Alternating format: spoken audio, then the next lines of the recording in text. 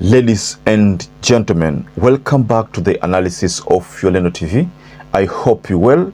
From wherever you're watching this channel, I'd like to start this session a bit differently by posing a question to you. There's something that Edwin SIFUNA pointed to when he was trying to refer to the MOU that has failed. According to him, the MOU failed. The MOU between the UDA and ODM failed completely. Now, do you think removing William Samoei Ruto from office is a piece of cake? Is removing William Ruto from the office a piece of cake? Now, I'd like to take you to some remarks from Edwin SIFUNA, remarks which shocked Yvonne Okwara, by the way, because according to Edwin SIFUNA, and he was confronted to react to what Raila Amolo Odinga talked about, the support of ODM on Ruto's regime until 2027. The support was to make sure that there is political normalcy. That was actually the agenda. So this is what Edwin SIFUNA said. I want William Ruto to know that his removal from office is a national priority agenda. This is the worst possible government we would have envisaged. His government is totally opposed to what the Constitution stands for. Then he went further to say, after the protest of June 24th, there was an impasse. We were frustrated. We were saying, can these Gen Zs finish the job?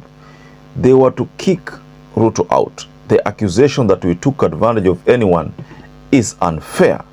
Baba has been on record that he was against these individual members joining the government.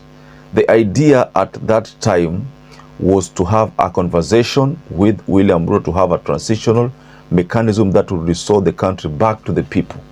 So that is just some of the remarks I took from Edwin SIFUNA's, explosive remarks during that interaction with Yvonne Okwara.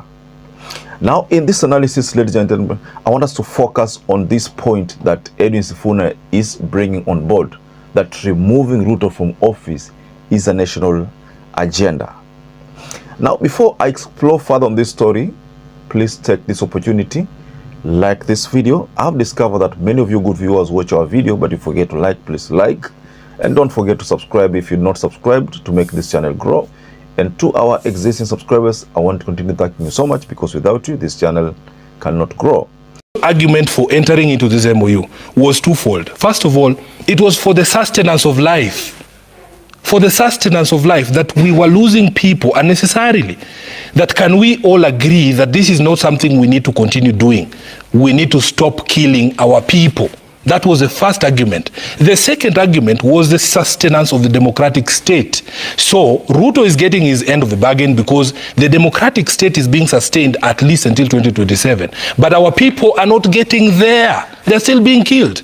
So on the day that Albert Ojwang dies in a police cell, to me this agreement is dead, because it doesn't matter what else you do, Albert will not be able to enjoy that. Okay. Now, Edwin SIFUNA being a Secretary General, and we've seen him, people used to doubt Edwin SIFUNA back then, saying that he was a sellout.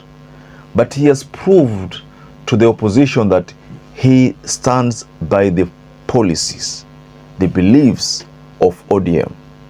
And that means justice for all and equity. That is what Edwin SIFUNA kept mentioning there.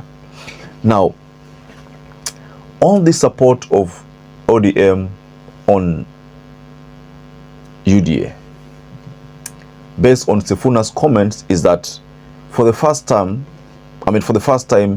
he has not seen people scramble for the positions of ODM, the parliamentary positions, the gubernatorial positions, the county assembly positions. He hasn't.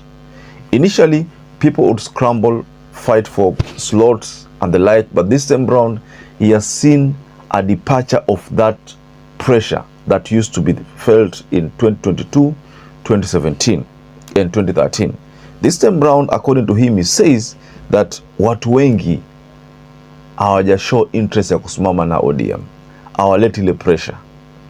I think it's because of what Rigathi Gachagua kept saying.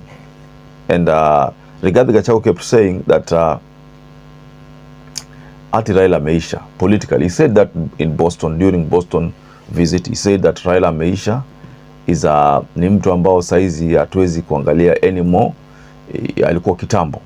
So that was a statement from Rigathi Gachagua. But let's not talk about Rigathi Gachagua, because despite the fact that Rigathi Gachagua has maintained that Raila ile ni kitambo, but we all know that of course he still has some commanding power kidogo, hata kama ni kidogo. Now let's get back to Edwin Sifuna. No support.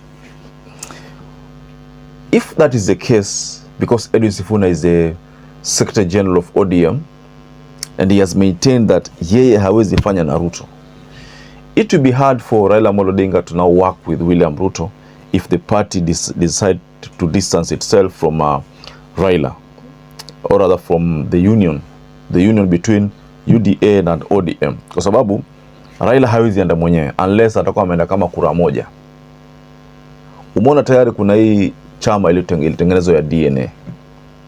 DNA imetengenezwa na wale wa officials wa ANC, na tunajua kwamba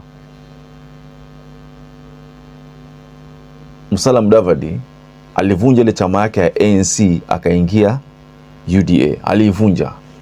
Maybe that was a reason, that was needed because he was given a position of prime cabinet secretary, so that had to be done.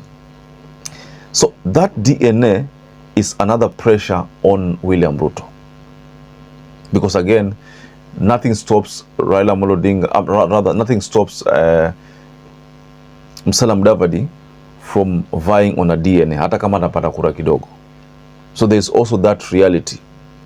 Now, because that can happen, and it will happen, also this 2027 call by Raila Amolo Odinga will happen, that Raila will support Ruto until 2027, because according to him, maybe ameona kwamba kusaidia hii serikali ni kazi ngumu.